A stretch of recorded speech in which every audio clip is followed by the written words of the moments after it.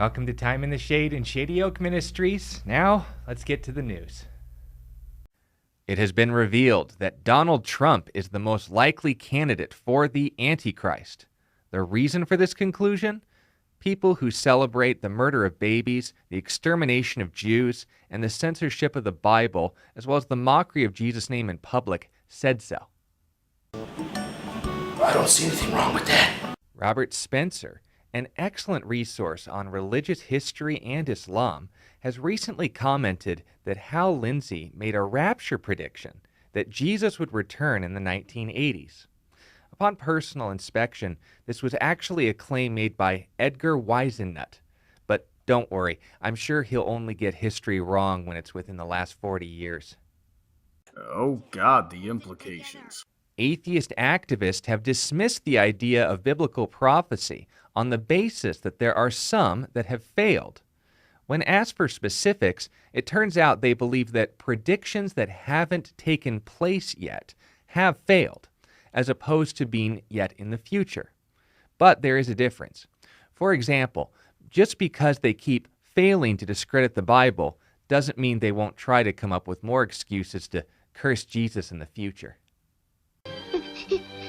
I said it before, and I'll say it again. Shut up! Pope Francis has publicly called for Israel to be investigated for genocide concerning their response to the October 7th massacre. Investigations hope to begin next spring after the Pope himself is done being investigated for,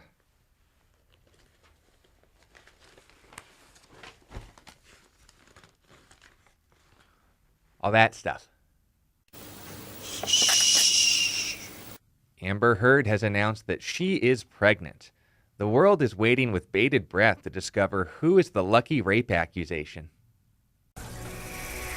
I understand your reluctance.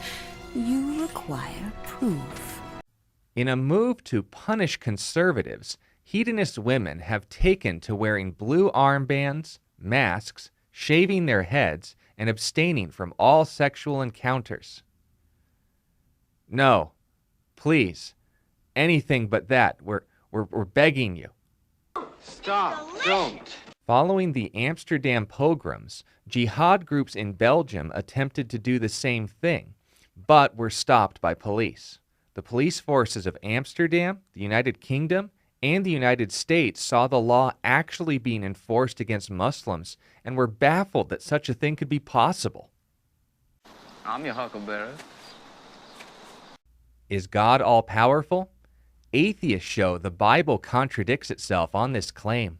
Matthew 19:26 states that Jesus claimed that with God, all things are possible. Yet in Judges, Judah could not drive out the inhabitants of the valley because they're chariots of iron, despite the fact the Lord was with them. That's weird. Why couldn't the Lord drive out the Canaanites with Judah in Judges 1 when the Lord successfully gave Zebulun and Naphtali victory against iron chariots 3 chapters later in Judges 4:15? Makes you wonder if the problem was with the Lord or Judah.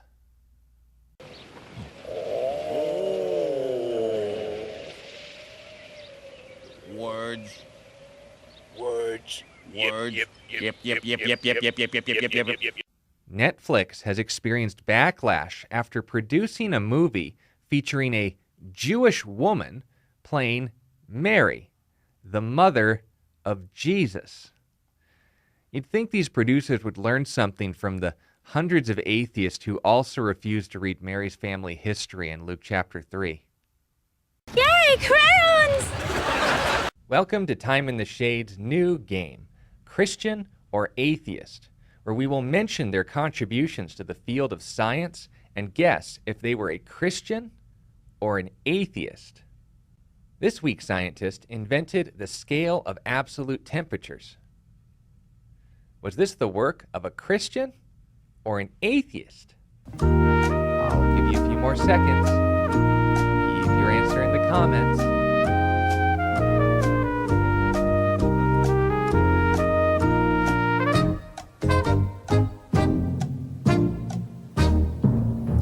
If If you guessed Christian, you'd be correct. This was the work of Lord Kelvin. No way! And that'll be all for this week. Thank you all for joining us. Good night, and God bless you.